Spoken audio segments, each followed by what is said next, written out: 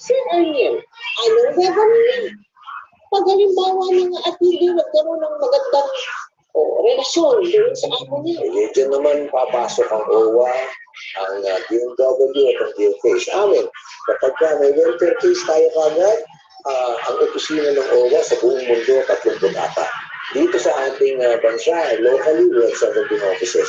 Meron tayong hotline na nagwo-work. Mga OFW natin, bago umalis ng bansa, pwede nilang makuha kung ano yung OWA branch, OWA department, na doon sa pupuntahan niya. Una lang, parang ano lang ba? Dito, bago lumipad yung mga yan, meron pre-departure orientation seminar yan.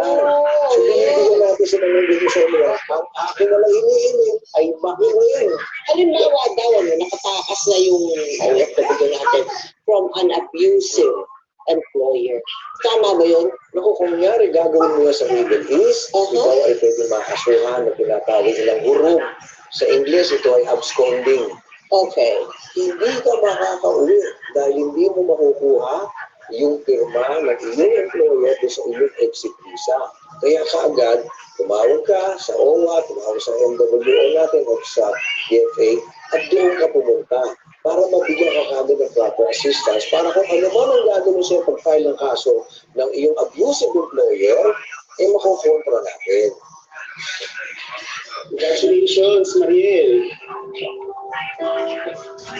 Salamat po sa Diyos at sana panalo natin yung kaso. Oo nga, hindi rin ako makapaniwala eh. At ang bilis ng proseso. Mantakin mo yan, 5 buwan ng hearing. Pagkatapos, 15 years ang sentensya ng amo mo. Makakatulog ka na ng mahintay. Salamat po talaga, Sir Josh. Eh, tama rin naman ang desisyon mo na ituloy ang kaso. Ngayon naman, ang susunod natin gagawin, susubukan natin kumuha ng child support.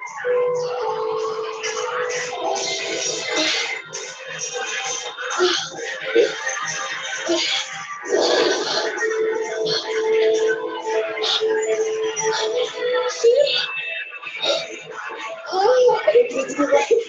Dadalhin ko sa hospital, hindi ko Ay, ng Diyos. Ligtas naman ang buhay ng sanggol ng bunga ng panggagahasa kay Mariel. Matiwasay siya nakauwi ng Pilipinas.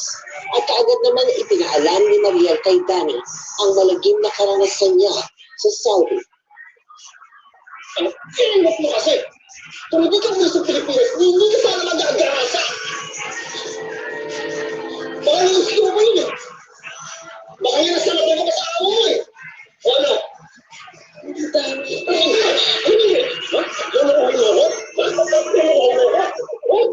Sabihin mo, gusto mo na makagapa. Kaya mo nung karanagutan ka. Ano? Ha? Bakit ako? Ano?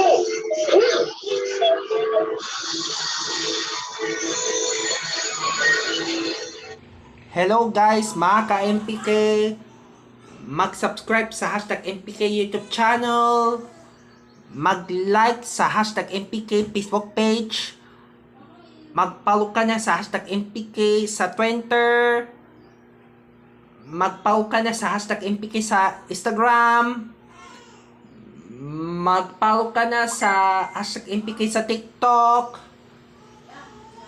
mag-join for free sa hashtag MPK sa Patreon at mag-join na sa membership ng YouTube channel ng hashtag MPK.